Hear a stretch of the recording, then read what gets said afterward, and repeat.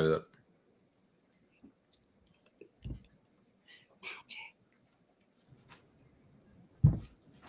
All right. Rachel, you want to kick us off? Oh, we have a timer. Oh yeah, we're good. We're on. Absolutely. I'm so excited to be here. How you guys doing today? I'm pretty good. Feeling fantastic. Look at that. So Look cool. at That's that. how good I'm feeling. It's the beauties of a Mac, right? It is.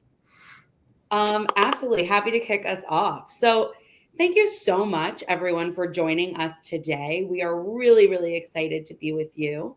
I'm probably know most of you in the room, but just to make sure everything's clear, I'm Rachel Schulties. I'm the SVP of Client Services at Level and work closely with each of you or your teams on a daily basis. I'm going to kind of serve as a little MC today and making sure we cover the content that's most relevant to you. This is not the typical meeting you join us for. It's not a QBR. It's not a planning call. We're going to take a step back and tell you a little bit about behind the scenes at Level and what we've been working on, and tell you how we're leveraging AI across media, SEO, content, data, pretty much everything we touch these days. You may not always see it, but it's already changing how we work, and we're really excited to tell you more. Why does this matter? AI is moving fast. Clients and brands are adapting early, fast, and they're gaining ground. So we need to make sure that we are ahead of the curve there. We've spent the last 2 years testing, failing, building, learning, and we're ready to tell you where we are.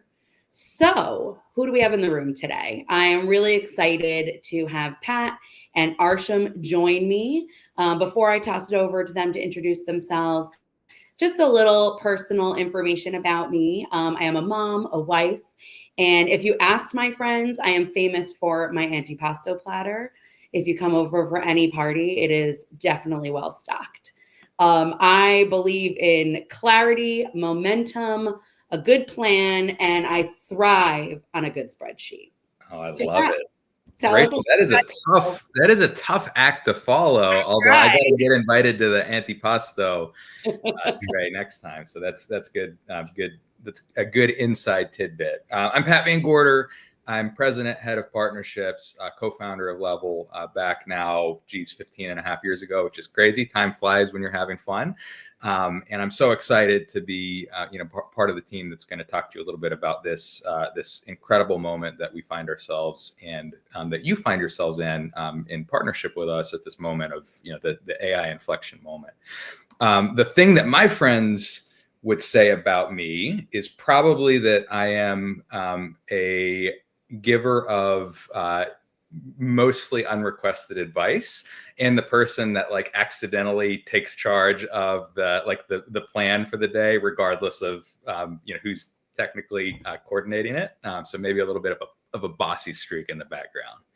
Wow. Shan, what about you? That's great. Unsolicited. Do you have any unsolicited advice for me? I'll get back to you. Let me we'll find that in the DM. Private conversation. Perfect. I love it. Slide into your DMs on it. Slide into the DMs with that, would you? That's good. I'm Arsham Mirshah. Hi, everyone. I probably haven't met many of you, but I was co-founder of Web Mechanics, which was merged into Level about a year ago now. And I come from a kind of a weird background. I think traditionally you get into marketing through maybe, business or communications. I was a comp sci major, right? But my co-founder turned me onto this thing called SEO, and SEO is quite technical. And so he needed a technical founder. That was me, right? So I've been doing digital marketing for the better part of 2 decades now, same as you, Pat, 15 years plus now, right? But I always come at it from a technical angle with that comp sci background, right? So now, for the 15 years, it's always been, where does technology meet marketing? How do we glue those things together? And now with AI, it's just, the exponential curve is happening and we are surfing it. I now lead growth at our new division called Level AI, which we'll tell you much more about here later. And the fun fact stuff, let's see. What would my friends say? I'm kind of like I'm like the two ends of the spectrum. I'm like the guy you come for with like, oh, I need like technology or finance advice. But I also find my friends coming to me to be like their therapist. I don't know what it is, but I'm giving out a lot of kind of marital and, career advice these days, and better or worse, that's the guy I am. And I'm happy to play it.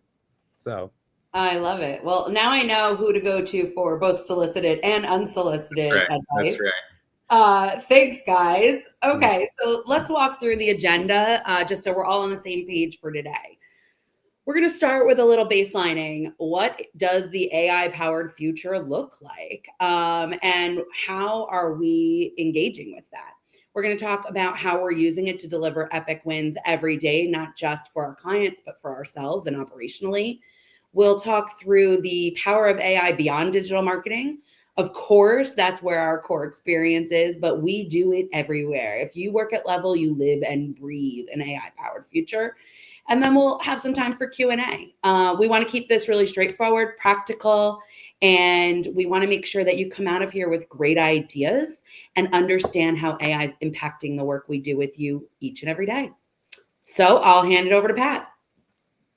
So let's talk just for a minute about the moment. I think we all know that this is a unique moment, this AI moment that we find ourselves in. Some stats that I think tell that story really effectively. McKinsey is estimating 13 trillion added to the global economy by 2030, based on the AI economy specifically.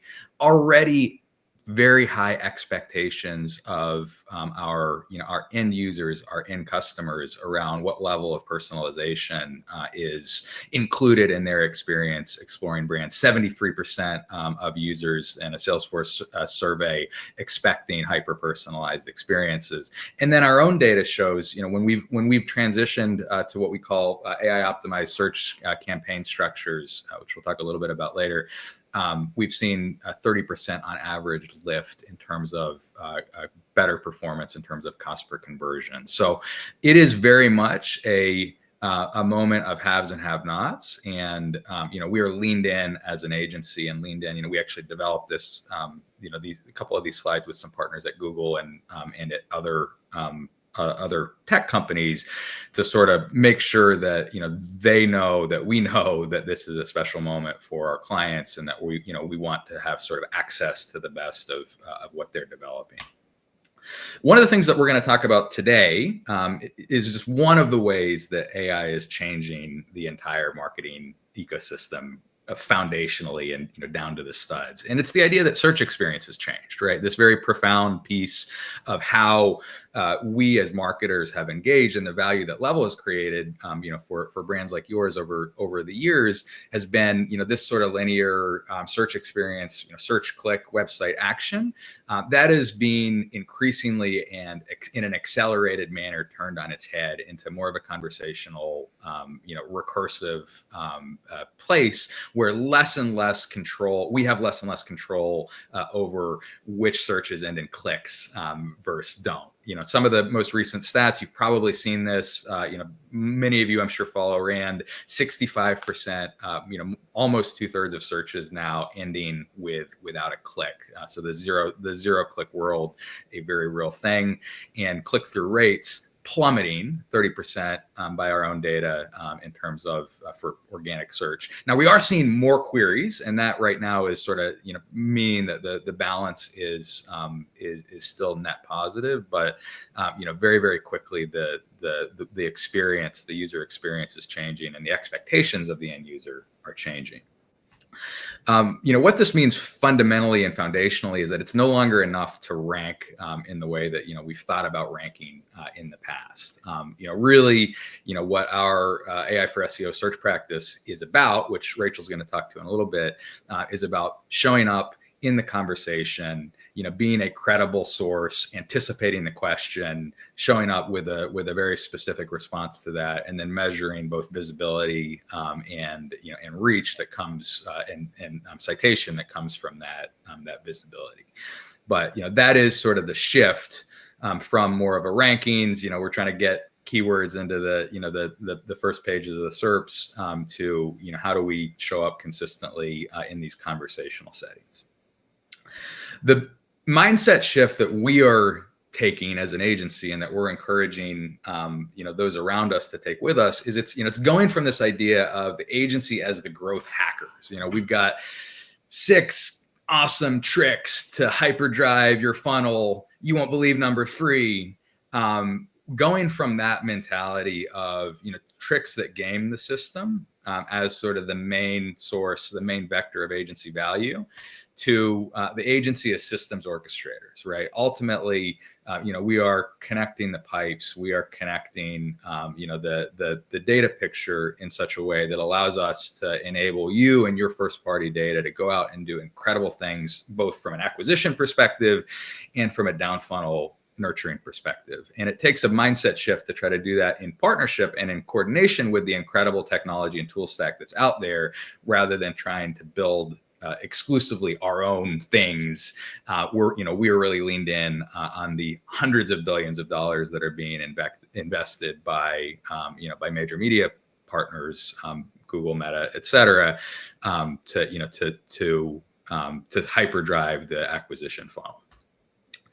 All this is leading us to how we think of ourselves in the space, and hopefully how increasingly you are thinking of us as your partner. The AI-powered agency, built for precision, designed for scale, really about delivering on increasingly and at greater and greater scale that old promise of right place, right time, right ad, right price.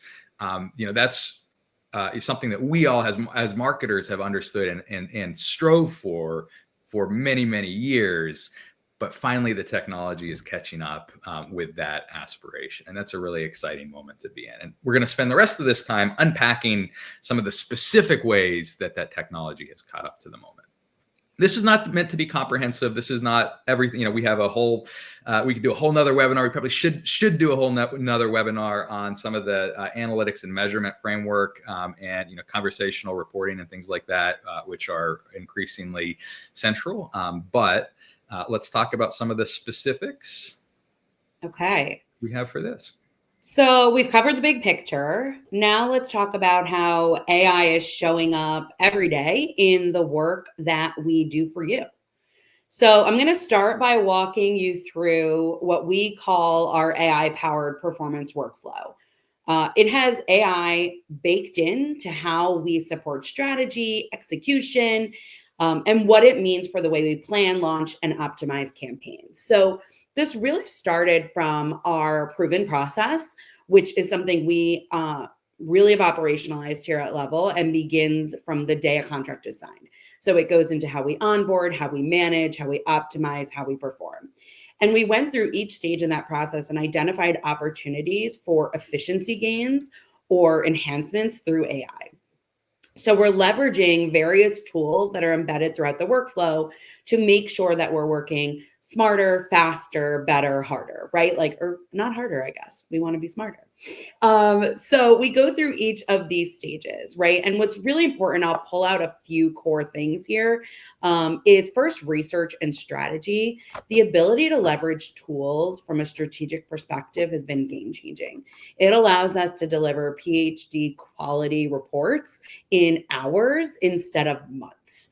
It really enables our team to be receiving the information that then they can tailor strategy from in a rapid way. So this helps with onboarding, launching new products, all types of day-to-day things that we're running for our campaigns. The next I'll touch on is creative execution.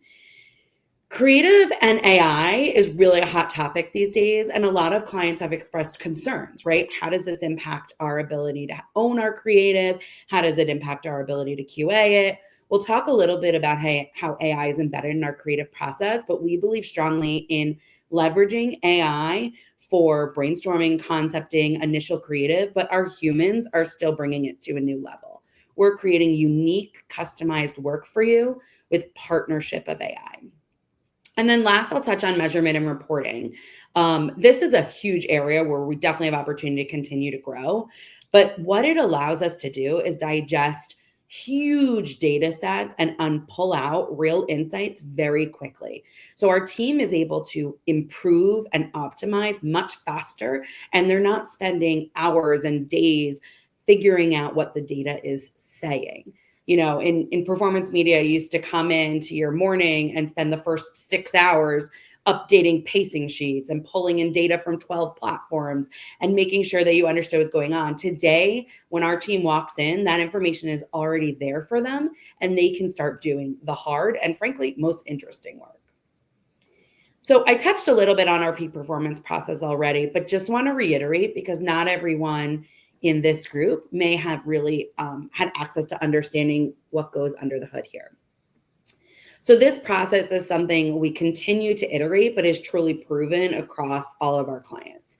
It starts with the kickoff, like I mentioned. We make sure that we're understanding your goals, your process, your needs.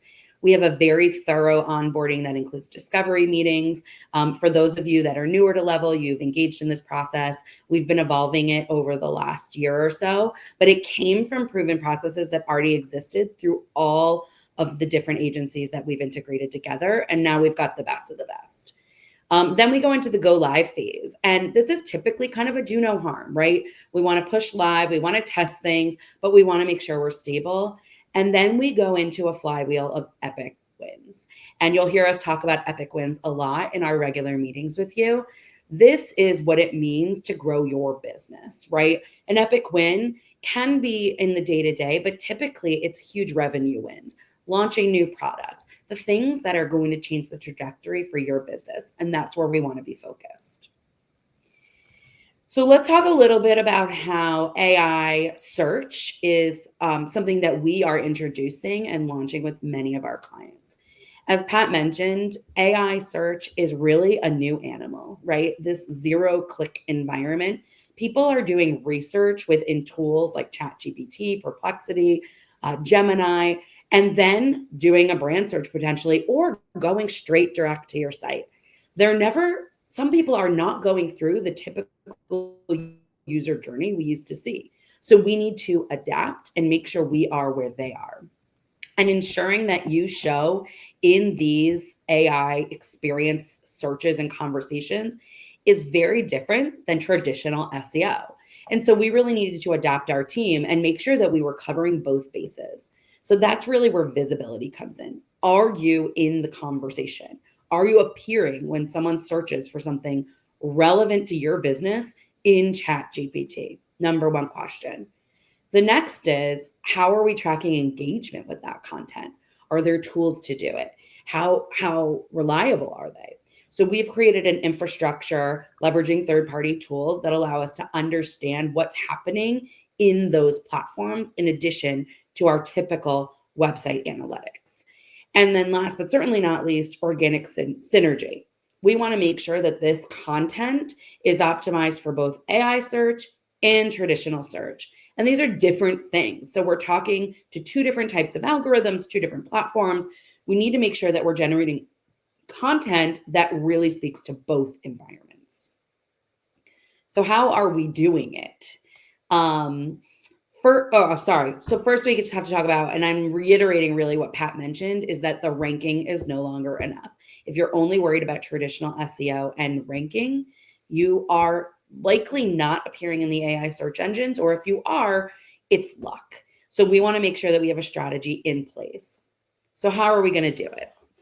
We have a few different ways we're doing it right now, and likely your account team has already started to discuss these things. If they haven't, it's coming. And please, if it's not coming fast enough for you, give me a call, send me an email. Let's get on the phone and figure it out.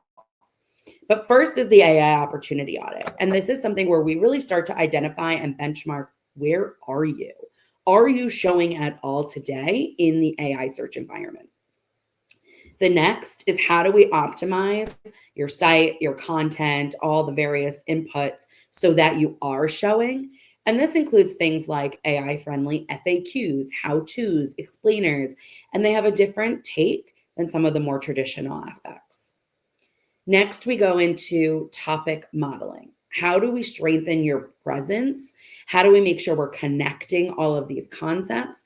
And how do we use links so that the AI engines are seeing you over and over?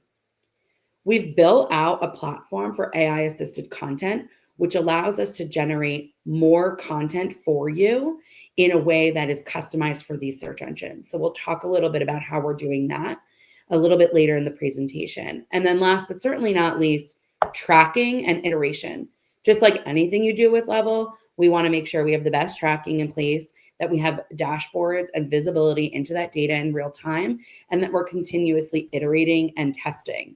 What we do know is that AI is the worst it will be for us today. Tomorrow is new, it will be better. And so we need to make sure we are iterating and rapidly.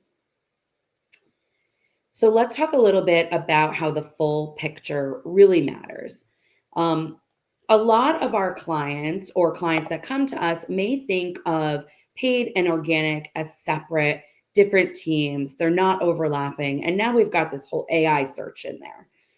We need to make sure that we are breaking down those silos and thinking about a single goal. With AI experiences like SGE and ChatGPT, consistency across the entire search footprint is what's going to be most important. And that's paid, traditional search, and AI search. So we want to make sure that we're in the sweet spot, which is really where they overlap, where we can earn the most attention, capture the most value, and we can help you really be in the center of that space. And that's what our team has been up-leveled in order to provide. So we want to make sure that we tap into this trillion-dollar industry and make sure that we are boosting your engine. This can be done in various ways, but there's definitely a right and wrong way to use the tools. The way we're doing it is ensuring that we've got the right conversion signals for all the campaigns we're creating. And this is really a mindset shift. So this is less about the AI search piece and more about how do we buy media? How do we leverage your information to make the engines smarter? How do we leverage the algorithms in Meta and Google Ads and Bing and all the platforms we're in to make sure that it's finding the right people? You know, marketers have always talked about right person, right place, right time. But today we can actually do that in a really prescriptive and targeted way. And we do that by bringing in segments through your data. This is why we push so hard to integrate with your CRM, with real-time dashboards. We can do this in various ways. We are very confident that we can adhere to your privacy and security requirements, and we'll bring in the appropriate teams to gain comfort there.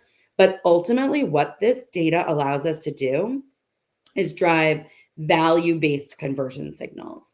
I don't want to just target people who are likely to become a lead for you, or even a phone call for you, or maybe even mid-funnel. I want to target people who are not only going to buy your product, but have the highest lifetime value or highest ROI for you. And this type of data allows the algorithms to help us figure that out. They are smarter than us, they're faster than us, so we want to make sure we're leveraging them. And so we consistently have these conversations, hopefully with each and every one of you. Can I just double click on this super quick, Rachel, because we're talking a lot about it, but you know, the sort of the old, so many of us were brought up in this school of like hyper segmentation, both from a creative perspective and from a, you know, sort of profitability optimization perspective, you know, and if you think about how that manifests in terms of, you know, I'm going to target, 25 to 34-year-olds. And because I know that's my sweet spot. And then, you know, if I have somebody that meets the profile in every other way, but they're not in that 25 to 34-year-old segment, they're outside of my targeting ecosystem unless I'm spending, you know, enough to sort of bring them into it. And that is just the wrong way to think about targeting in 2025, right? The right way to think about targeting is to you know, sort of have this conversion signal, this down funnel conversion fit signal, and there's lots of different ways that we're operationalizing this for you, right? Whether it's offline conversions or predictive scoring, or even, you know, form-based values for different, different drop downs or selections, or, you know, e-com metrics in terms of cart size. lots of different ways that we're creating the signal, but the thing that's in common is taking that signal out there into a larger environment and allowing us to expand audiences in ways where maybe that person that wasn't in our 25 to 34 sweet spot, but is actually 36 and meets all the other criteria. Now they're getting the ad, and that is certainly a much more efficient way to bid to conversion. Absolutely. Love it. Thank you. So I want to talk a little bit about what this looks like in practice, right? It kind of sounds like we're on another planet with all this AI targeting and finding people out in the universe. But let's talk about how we're actually doing it. So we really believe in this core structure with the way we're setting up campaigns across various platforms. So this is not really specific to one platform, although we've definitely built it up and tested it starting in Google Ads and now have expanded. So what this allows us to do is take those signals and use them for different types of audiences. So you'll see the first circle, the black circle in the middle, is our core campaigns. This is one-to-one. You match everything we want. You're perfect on paper. We know exactly what you're going to do next. Then we move into what we're calling push campaigns. Push campaigns are a little fuzzier, right? Like maybe you fall outside one of our parameters, but you're pretty much looking like who we want. Maybe we want to push a product, so we're willing to get a little fuzzy in an area, or we want to push a specific geography and we get a little grayer there.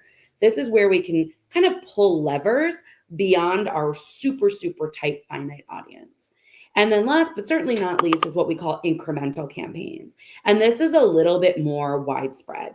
It's where we want to start finding people that might look like our audience, that have propensity to look like our audience. They might not be there yet. They need more nurturing. They're super high in the funnel, but we want to make sure that we've got their information so we can continue to target them.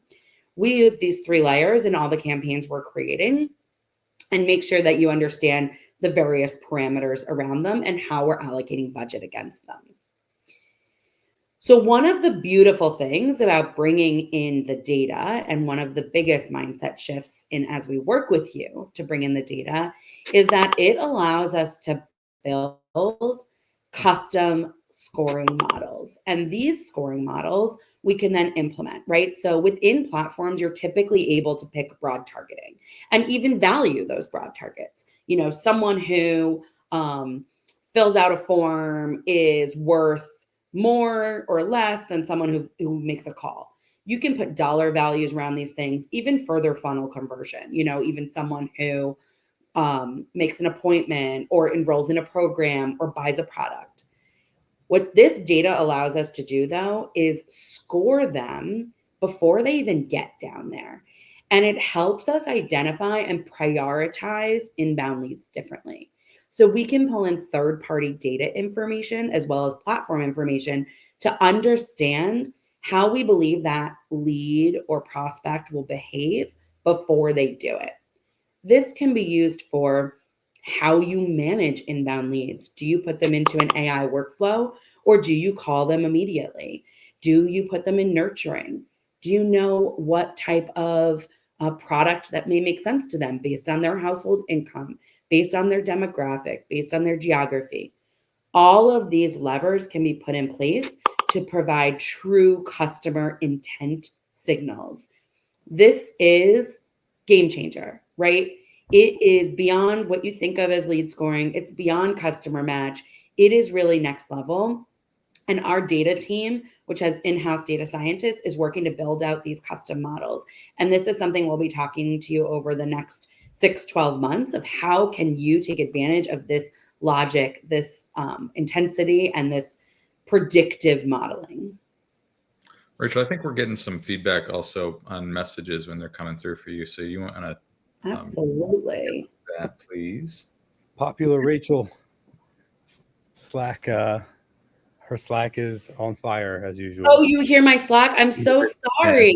It was recent, but we got it.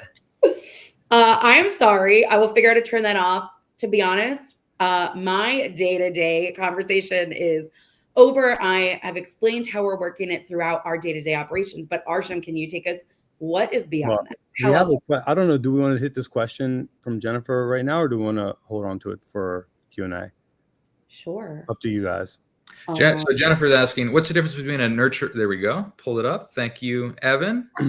What's the difference between a nurture workflow and an AI workflow? So when we talk about AI workflows for the agency, we're talking about how work gets created, processed, QA delivered for you as our client, whereas a nurture workflow is sometimes AI enabled, but that's the experience that your end user is getting if they're enrolled in a nurture sequence or something like that either you're creating or we're supporting. And I have figured out how to turn off my Slack noise. Nice. I like Dave Brong says in the chats, AI responding to Rachel's Slack DMs. Maybe with a message saying, stop slacking, Rachel. We need an AI agent for that, or simple automation, in fact. All right, Shane, it's all you. My turn. So look, thank you, PVG, Pat, and Rachel for setting the stage. AI, it's here. It's a mindset shift. Rachel showing us how we're using it in our agency, bringing value to clients, leveraging it in workflows and in the ad platforms on the search results, right?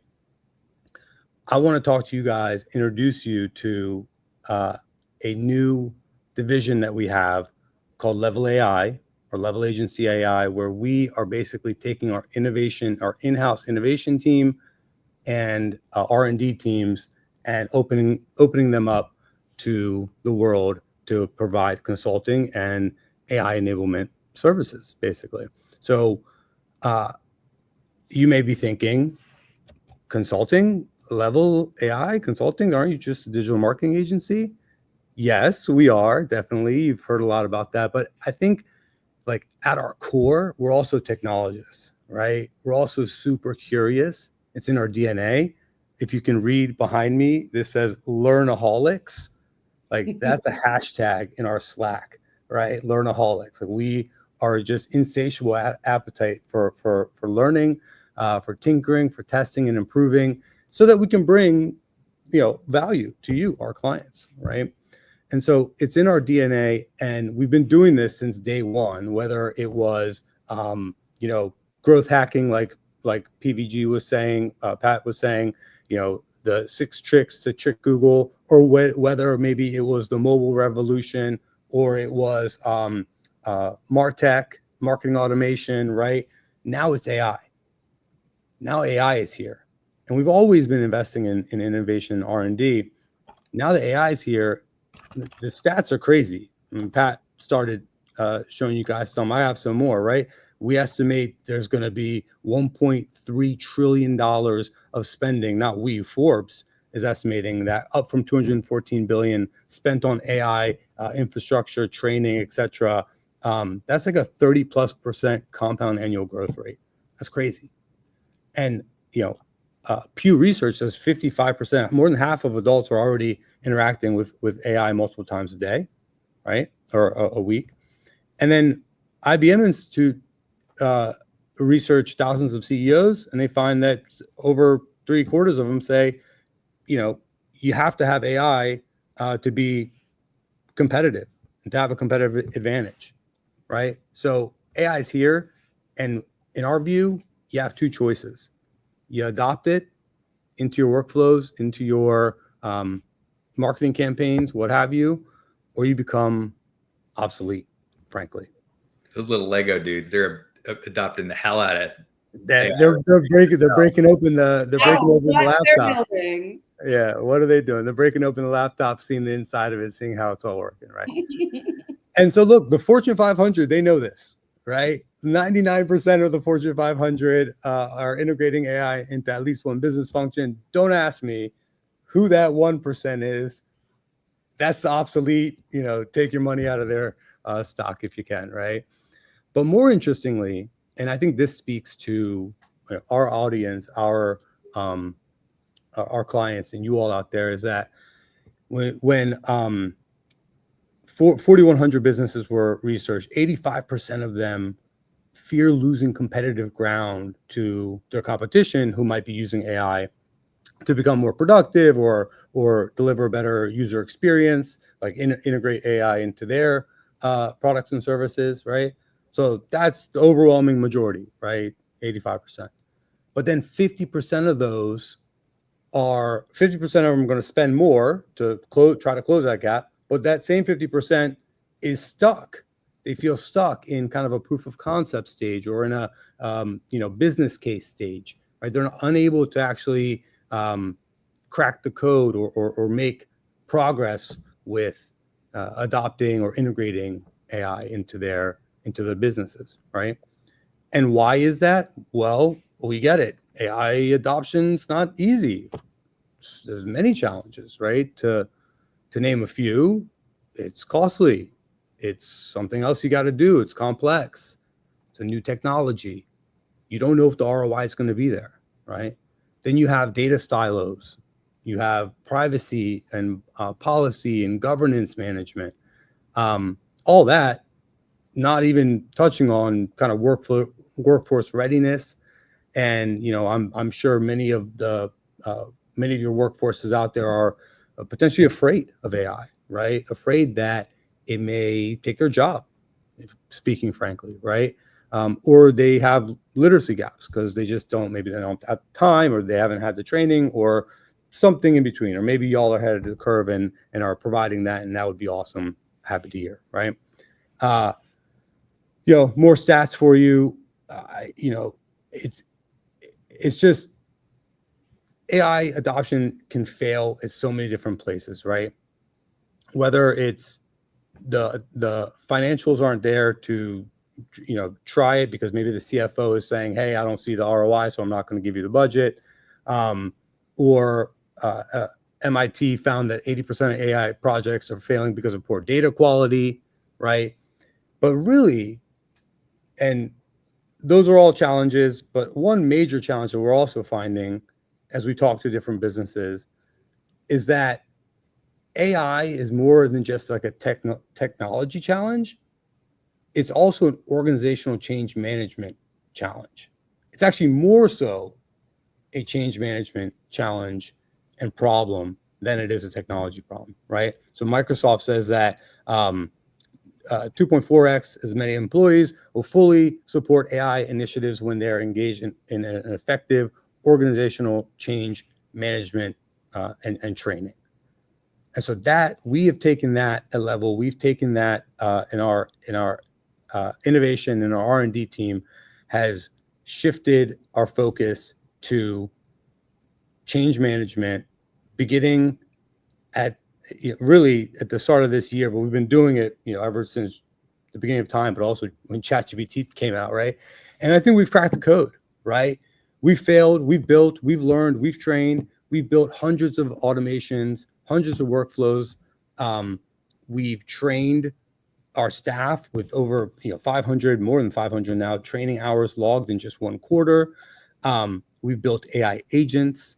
We have our own platform, a team GPT platform. We call that Aid Me.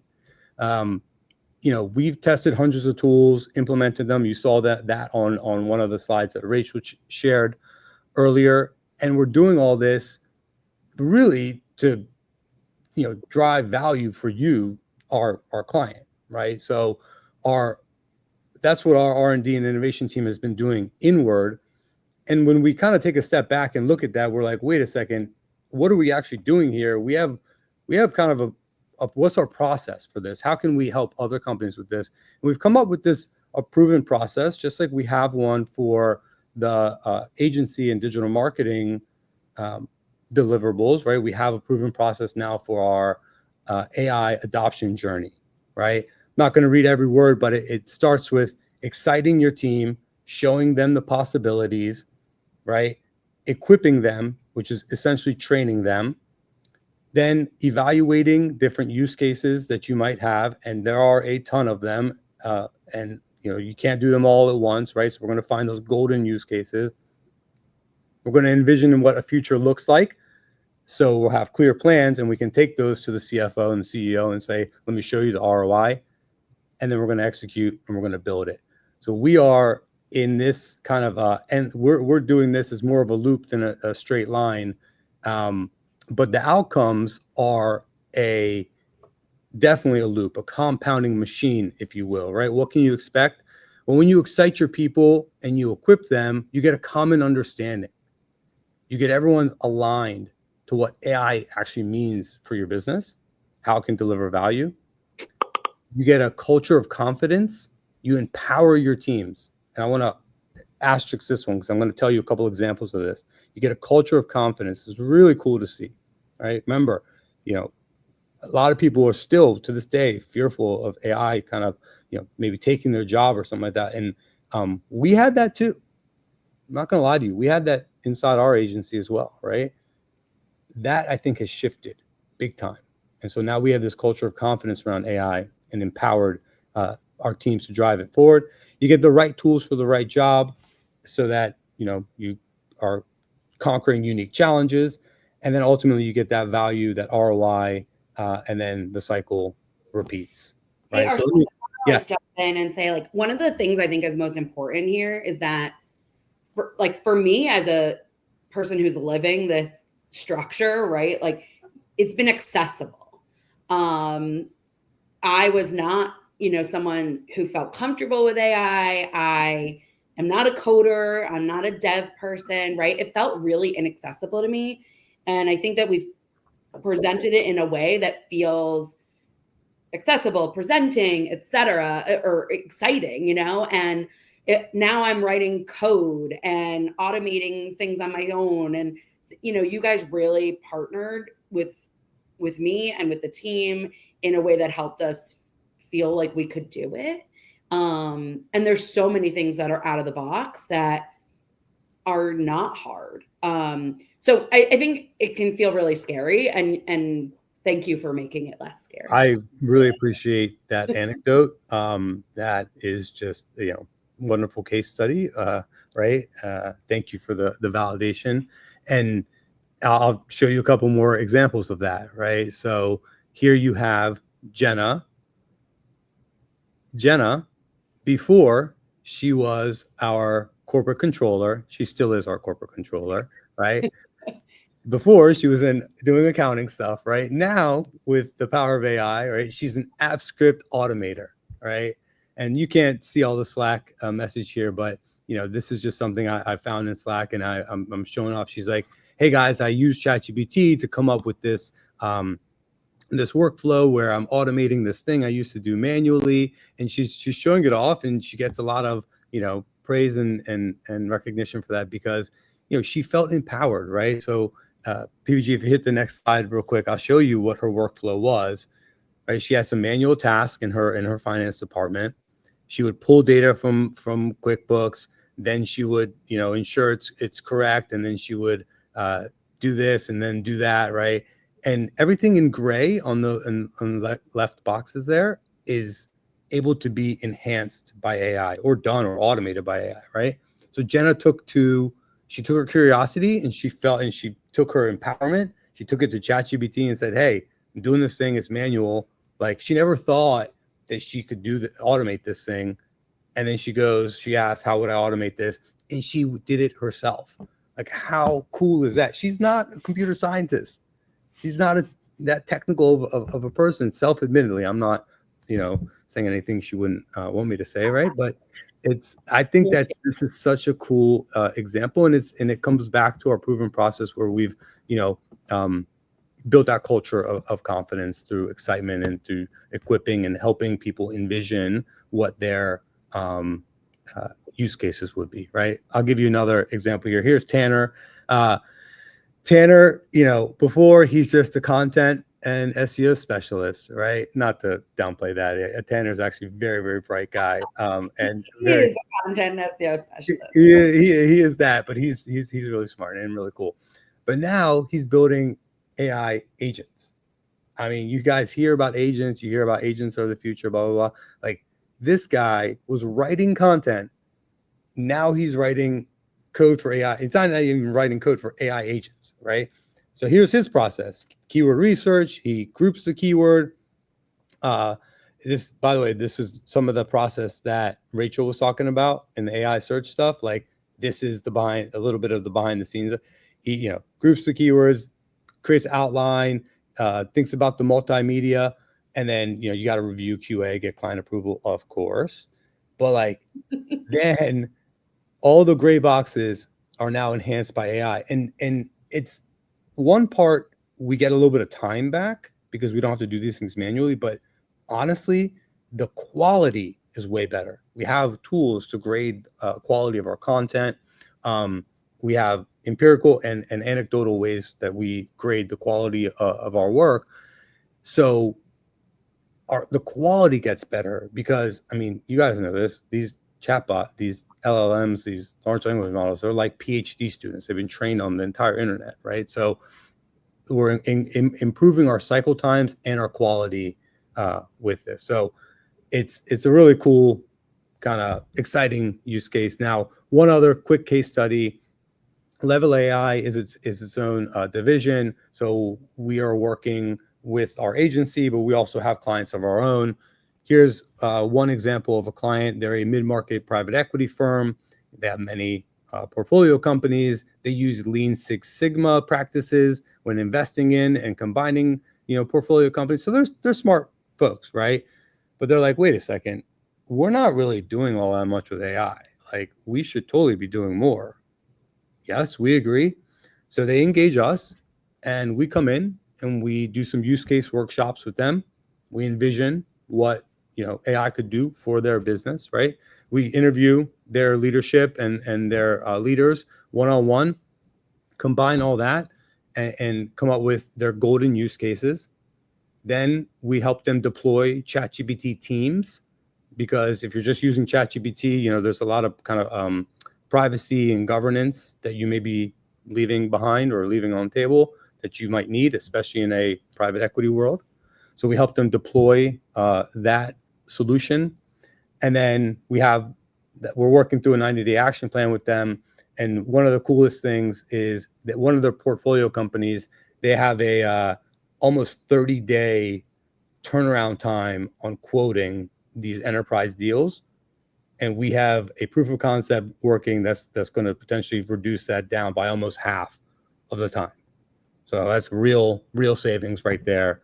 And the initial reports are that the quality is as good, if not better.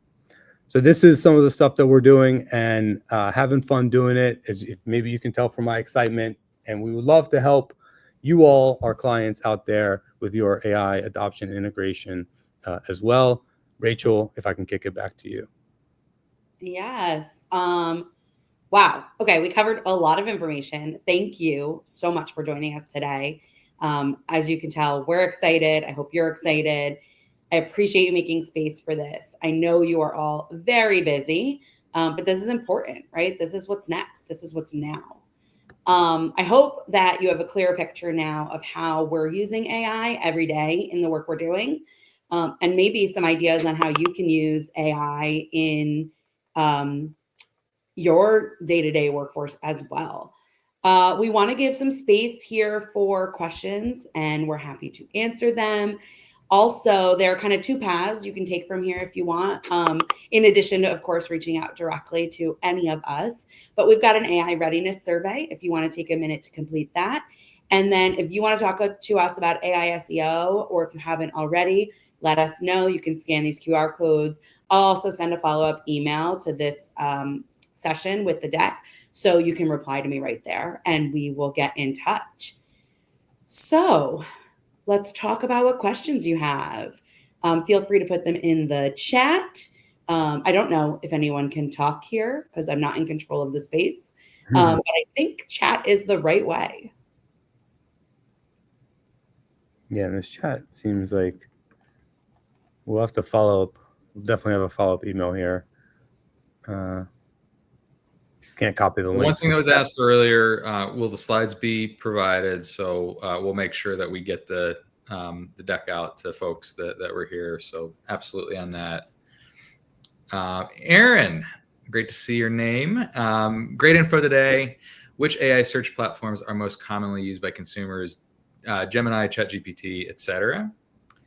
I don't know if you have hard numbers on this, Arsham. I certainly have some perspective. Do you want to start or do you want me to start? Yeah, so I'll start quickly. ChatGPT, if it's straight like which large language model or foundational model people are going to, ChatGPT is number one, for sure. But number two is, I'm going to call it Gemini, but it's the Google search AI overviews or AI answers, and now they're AI mode. So ChatGPT number one, then Google in their AI mode, and then 3, 4, 5. Oh, hello, yay! Maybe I turn that off. I don't know. Maybe not. Wow. Who knows? But then Perplexity, if you haven't heard of Perplexity, perplexity.ai, I would check that out. That's, a number 3, and then Claude and Grok would be like a 3, 4, 5 with Perplexity. But ChatGPT and Gemini would be my answers. Yeah, we've got a question about how will numerous brands appear when few are mentioned in AI answers compared to many on the first page of a traditional search. So this is a really interesting one. We know through our partners that they're already figuring out ways to have paid ads within these platforms. So that will be coming. We know if any business is looking for ways to optimize those spaces. So there will be, the 0 click, which will probably function in our world as organic, and then we'll go into some sort of paid model. More to come as we hear information and learn more about it. We'll absolutely be sharing it out. Yeah, so ads rolled out to AI overviews. I think globally. AI overviews, yeah. And we know ads are coming to Perplexity, and you're seeing a lot of beta stuff across basically all of the platforms that are doing some form of either merchandising that has a paid component or testing different ad units. So I think there's definitely going to be a paid layer to this, and that's part of the reason. If you remember the Venn diagrams of paid traditional SEO, AI SEO, I think that there's less. Our current best guess is it's going to be less of a church and state situation as it is between organic and paid in the traditional SERP. So more to come on that. Right now, just if you're just focusing on the organic side and brands, multiple brands showing up in the results for an AIO result, for instance, an AI overview result. The tools that we're using to sort of measure and benchmark performance really focus on citation rate and visibility for what you basically define, what we define with you collaboratively as your most important conversational queries, and then we benchmark citation rate and position rate of that citation. So there's still like positioning elements of it, like we still want to be first rather than second on the citation, but there's less control over that just based on the fact that it's more of a narrative rather than a ranking. Yeah, and I love this next question. How do you balance AI generated content with maintaining a brand's unique voice and authenticity? This is probably the number one question we get. Yeah. And I'll tell you how we do it operationally, because it's really, really important.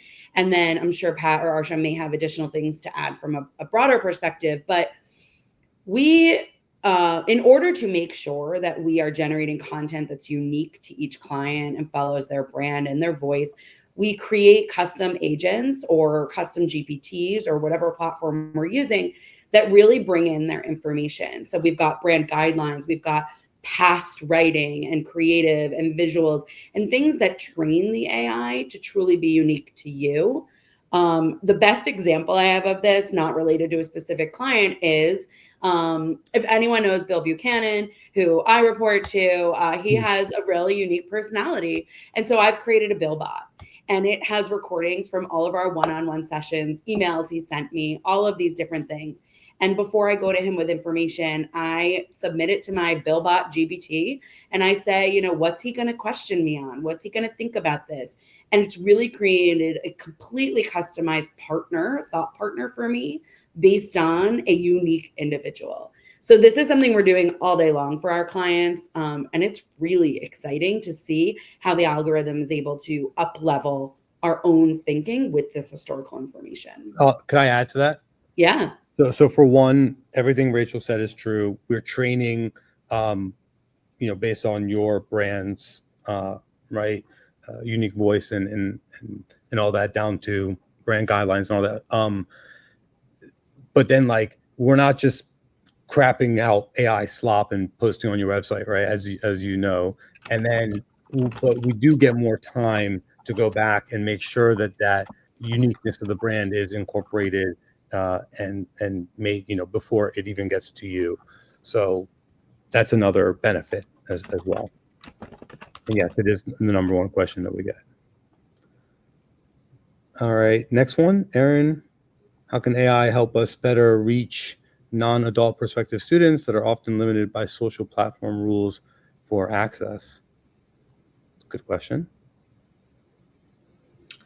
It sounds like an interesting one. I mean, the reality is that the approach vector from an acquisition perspective for many of these students from an advertising perspective will still be the social platforms that they're on, and will still be limited by some of the same some of the same dynamics. I think when you think though about like understanding what they like, really diving into what they care about and what their questions are, and anticipating where they might be searching, and showing up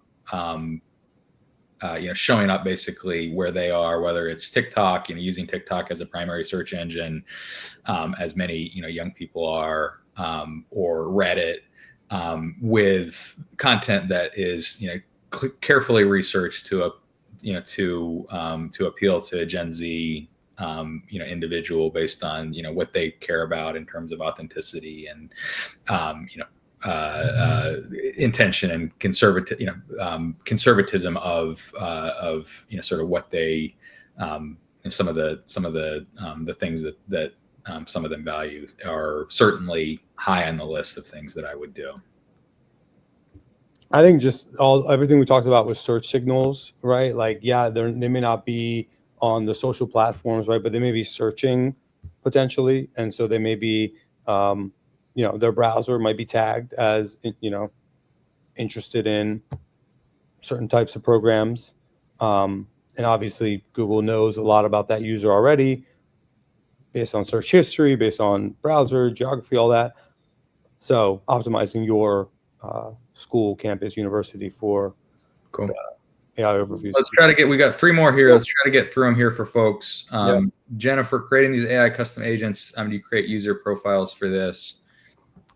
So each, the custom agents that we've talked about, typically would be, specific to an action or a specific application. As far as like creating a user profile or like an AI avatar, we have tools that can enable that in, landing page conversion rate optimization scenarios, those types of things. Happy to talk more about that if that's something that you want to learn about. You could one-on-one us on that if there's questions there.